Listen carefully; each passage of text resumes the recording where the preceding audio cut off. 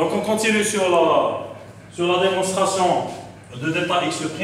Donc on s'est arrêté sur le dernier enregistrement sur cette ligne-là, donc où delta x' était à peu près égal à delta x. On a fait sortir le delta x au carré comme facteur. Après, par la suite, on l'a fait sortir de la racine carrée. Il nous restait que delta x fois la racine carrée de 1 plus du sur dx au carré. En faisant un développement limité de type Taylor-Lagrange de premier temps sur cette fonction-là, on s'est retrouvé avec un delta x fois 1 plus 1 demi de du sur dx au carré.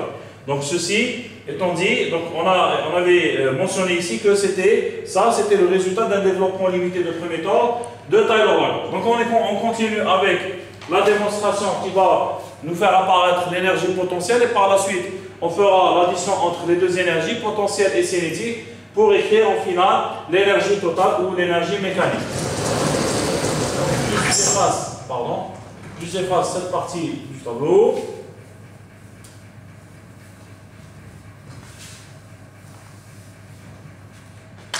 Et on pourra écrire. Donc c'est la force de tension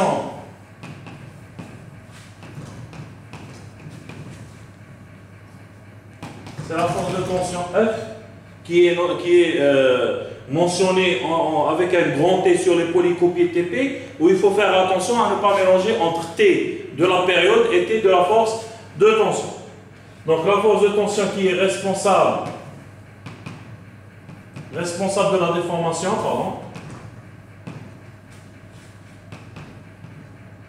qui est responsable de cet allongement,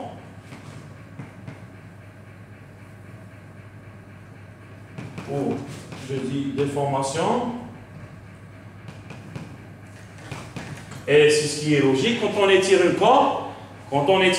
La partie où la corde en elle-même, elle gagne un peu plus de longueur. Donc l'élément de longueur qu'on a pris au départ qui était delta x, après avoir exercé une force de tension, donc une fois que la corde elle est tendue, il n'est plus delta x mais il devient delta x', qui est écrit en fonction de delta x.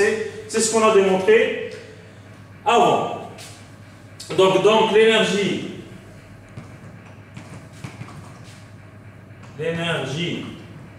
potentielle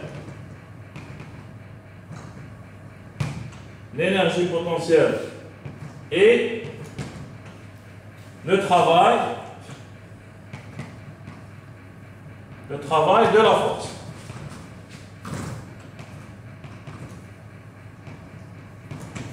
Donc tant que la force, c'est elle qui est responsable sur l'allongement de l'élément, donc on dit que le travail ou l'énergie potentielle demandée qui parcourt la corde est seulement le travail de la force F. Le travail de la force F, c'est la même démonstration ou c'est la même chose qu'on a dit sur le ressort. Donc l'énergie potentielle d'un ressort, c'est la même chose que son travail, le travail de la force de rappel. Donc le travail de la force de rappel était équivalent à l'énergie potentielle du ressort. Donc et on peut écrire que le delta EP égale à la force de tension fois delta x' moins delta x. Pourquoi cette écriture? Parce qu'à la base, le delta EP était égal au travail de force, et le travail de force était égal à l'intégrale, moins l'intégrale de f dx. Et dx, c'est la différence entre delta x' moins delta x. Bien. Donc, qui est à peu près égal. Donc, on fait la différence. Donc, delta x' moins delta x moins delta x est à peu près égal à 1 demi delta x, 1 demi f delta x du sur dx au carré. Du sur dx au carré. Bien. Ok. Donc, d'où elle est venue cette expression? C'est ce qu'on a remplacé delta x' par son expression. Ça va faire 1 plus 1 demi du sur dx au carré, comme ça, moins delta x. Voilà. Donc le delta x moins delta x a disparu, il nous reste que le terme 1 demi de du sur dx au carré fois le f. Donc c'est pour ça qu'on a pu écrire ceci. Donc j'efface, donc ça c'est le delta EP.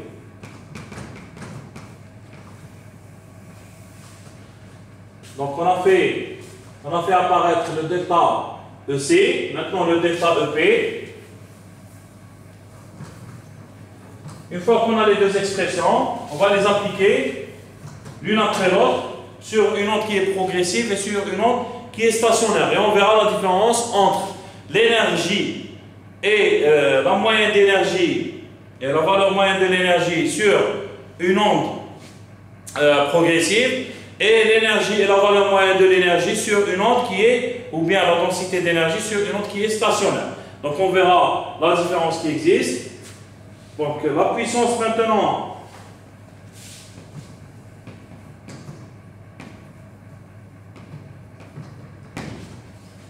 la puissance instantanée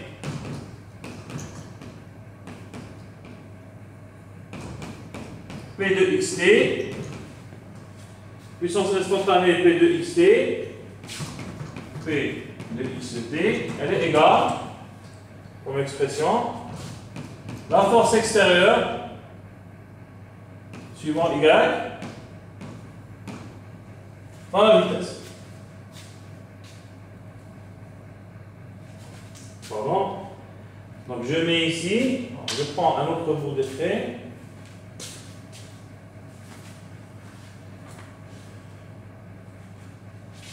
Donc la force, ça c'est la force exercée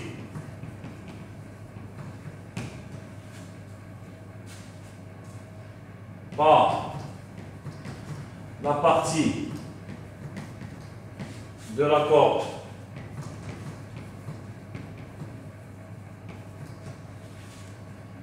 qui précède le point X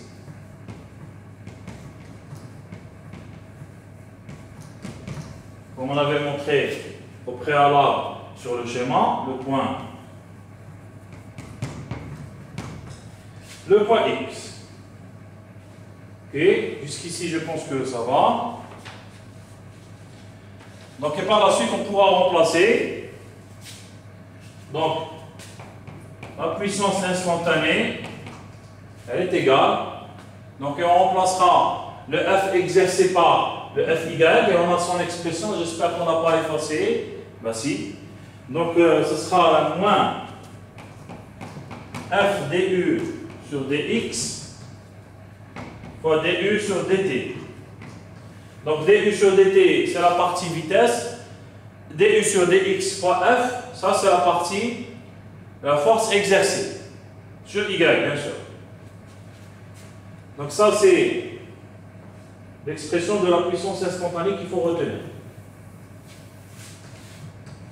C'est l'expression de la puissance instantanée. Donc, si vous remarquez, sur la puissance instantanée, c'est à peu près l'inverse qu'on a fait pour l'impédance caractéristique. Donc, une fois qu'on connaît l'expression de l'impédance caractéristique, on peut en déduire l'expression de la puissance instantanée. Donc, l'expression de l'impédance caractéristique, donc le Zx était égal à le rapport des amplitudes entre force et vitesse. Et maintenant, on a la puissance instantanée qui est égale au produit entre force et vitesse. Ok? Donc, produit entre force et vitesse. J'efface cette partie-là du tableau.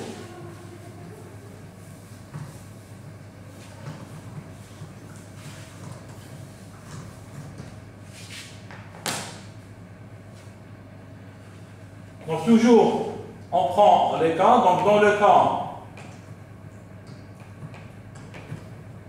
cas particulier d'une onde progressive,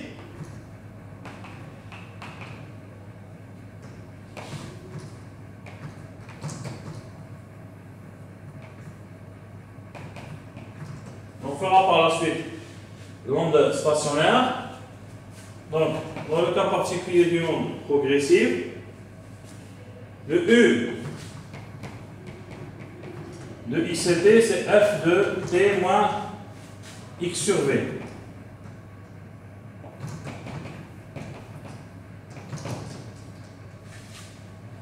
Bien. On a.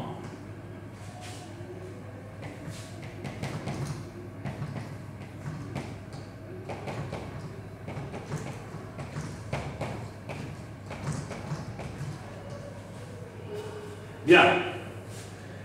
Donc, pour le cas d'une onde progressive, comment on définit une onde progressive? C'est une onde qui est en retard, qui accuse un retard. Ça, c'est une onde progressive. C'est une onde qui accuse un retard d'un point par rapport à l'autre. Donc, U de xt peut être écrite, c'est ce qu'on a fait dans les généralités, comme étant une fonction de t moins x sur v. T moins x sur v. Où x sur v, c'est le retard. Si on met t plus x sur v, l'onde elle est régressive, et là, x sur v, ça sera une avance. Donc, le paramètre t moins x sur v, on l'a supposé comme étant égal à s. Donc, du sur dx, c'est df sur ds fois ds sur dx. C'est comme si on a multiplié et divisé par le même terme ds. Bien. Donc, l'énergie, pour ce qui concerne l'énergie, pour revenir à l'énergie cinétique, donc elle est égale à 1 demi mu delta x du sur dt au carré. Donc au point x,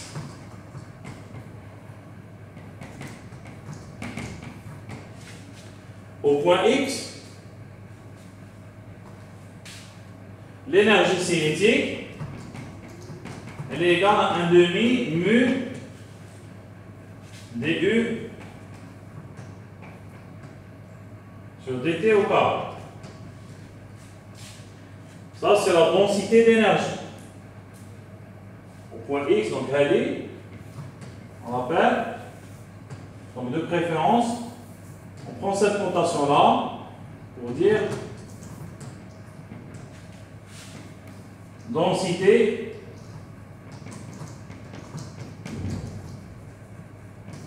d'énergie. La densité d'énergie, EC, c'est le delta EC sur X. Ou bien le delta EC sur DX, DEC sur DX, quand X égale à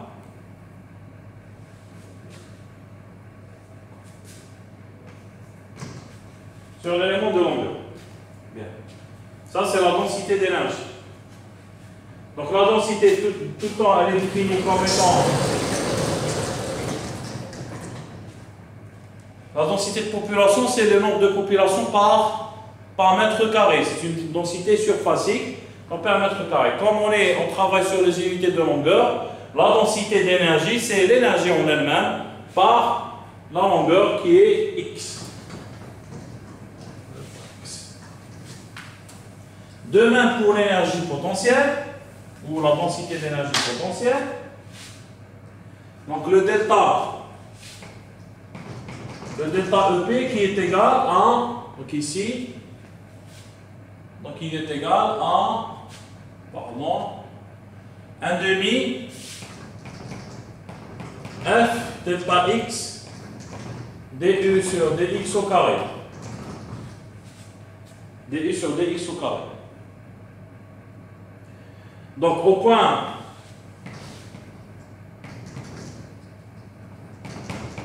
X,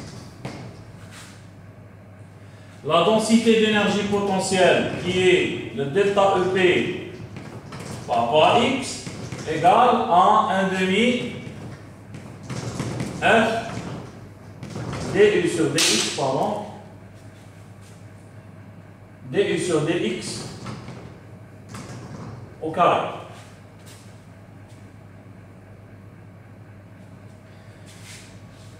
Bien. Donc on sait que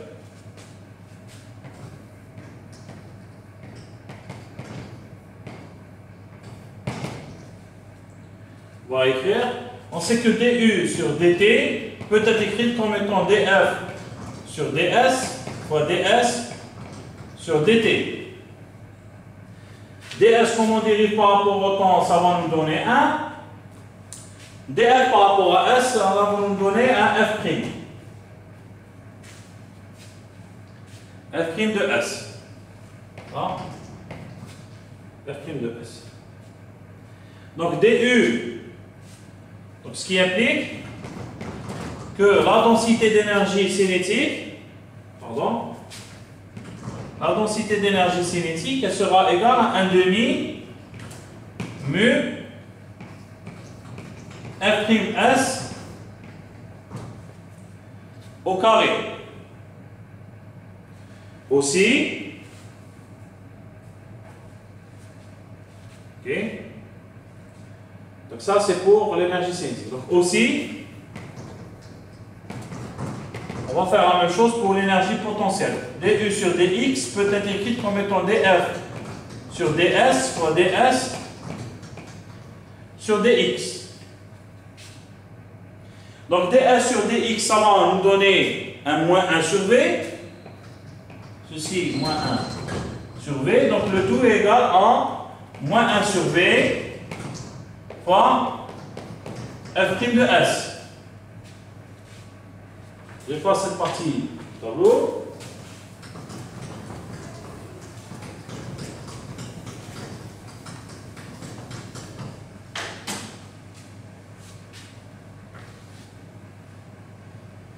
Donc ce qui implique que l'énergie, la densité d'énergie potentielle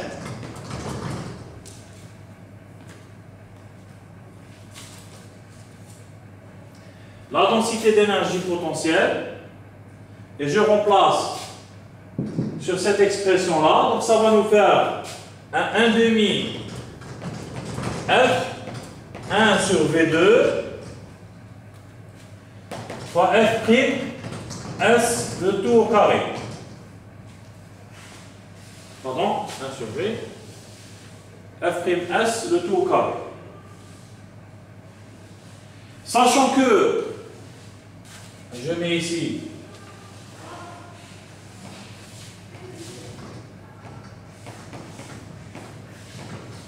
sachant que le V est égal à racine carrée de F sur mu, donc ce qui implique que 1 sur V2, pardon, ça sera mu sur F. Donc on simplifie les F et on se retrouve avec une densité d'énergie potentielle qui est égale à 1 demi mu, fois F'S au carré. F'S au carré.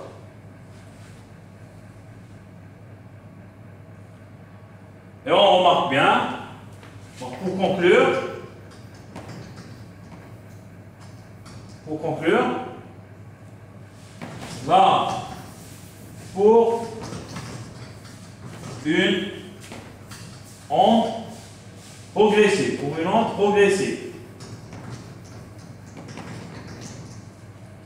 la densité d'énergie cinétique est égale, ou elle est similaire à la densité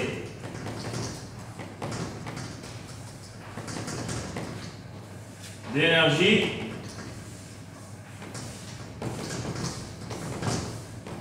potentielle. Donc grosso modo, EC égale à EP. J'espère que jusqu'ici ça va. EC qui est égal à EP. Excusez-moi.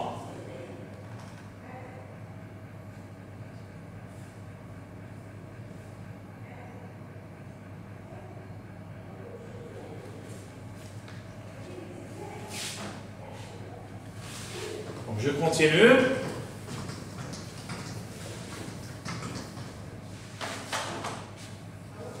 Maintenant pour la puissance, donc la puissance instantanée qui était égale à la base en moins F du sur dx fois du sur dt. Donc il suffit de remplacer. Donc ça va nous faire un moins F fois moins 1 sur V de F'S au carré. Ok. moins f moins 1 sur v de f'(s) au carré. Donc il est égal à f sur v fois f'(s) au carré. Comme ça.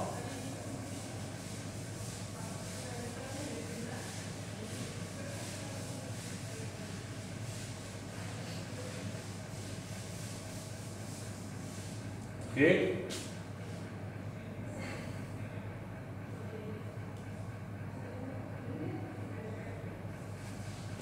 Donc si on remarque bien,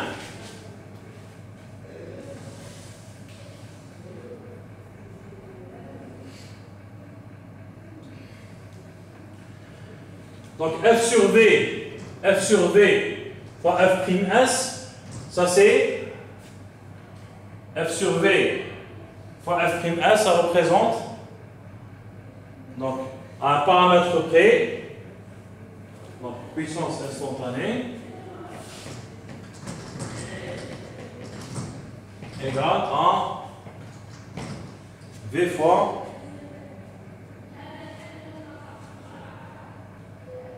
v fois e. Sachant que, donc il suffit de remplacer, sachant que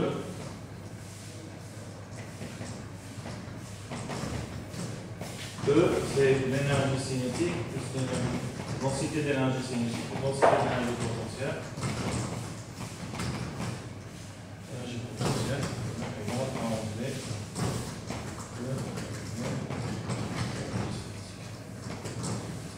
Ça c'est pour l'énergie. Alors c'est très simple.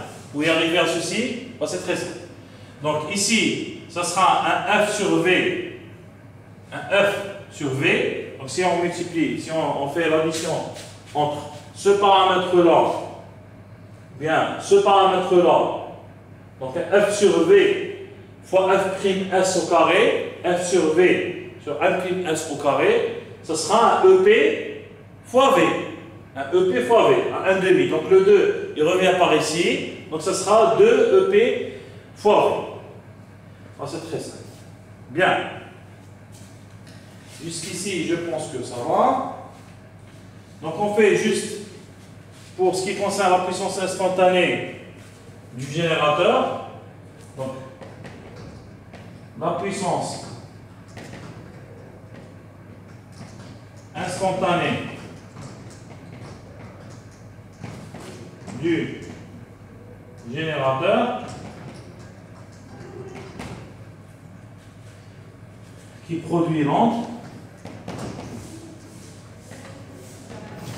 Dans le cas d'une corde de diapason, donc ça sera puissance générée donc à 0T, parce que le diapason se situe au niveau 0, donc ça sera moins F du sur dx, du sur dt à x égale à 0. Donc sur ce, je vous remercie et je vous dis à la prochaine séance, Inch'Allah. Salam alaikum.